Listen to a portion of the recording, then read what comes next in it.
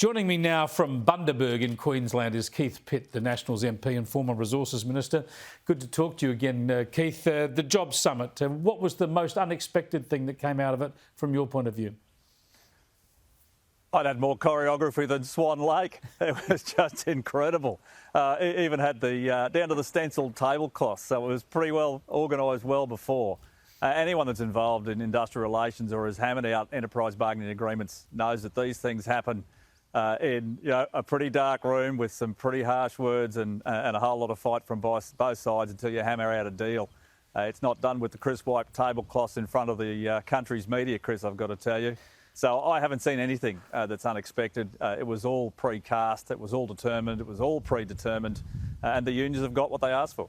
I suppose the most surprising thing is the way so much of the media just follows it and goes to the script. Now, we expect that a lot with a new Labor government, but it's just over the top. It's just extraordinary the way they pretend this stuff has been nutted out. I want to talk about those two issues I highlighted, though, because there's a labour shortage in the country. Everybody's been crying out for more immigration for many, many months, and the coalition took to an election. The election back in May, the idea of allowing pensioners to do more work. So instead of just doing this stuff in the first weeks of the Albanese Labor government, they've actually hurt the country by sitting on them, waiting around for 3 months, saving them up as announceables from this Jobs Summit. Oh, that's exactly right, Chris. 3 months is a long time to wait if you're missing your chef in your restaurant. This could have been done a long time ago rather than waiting to stick it on a press release and an agreement post-summit.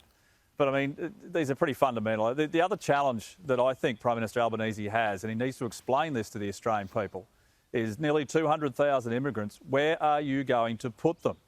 There's an enormous shortage on housing at the moment. Rentals are really tight, as low as 0.1% availability, and housing costs are through the roof still.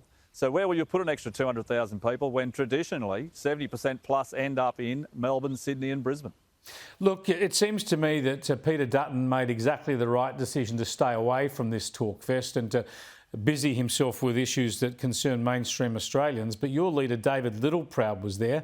Was he sucked into this vortex? I noticed him in the crowd there with the immigration minister trying to say that he's got the extra immigration he wanted, as if he's been part of this process and he's enjoined in their success. I've said a number of times I didn't agree with that. I thought we should have been a mile from this thing. It's just seen as a tacit endorsement. And of course, the image that the Labor Party wants to put forward is we're up the back, isolated and lonely, which is just not true. We're still out there representing our communities. And it's important that people know that.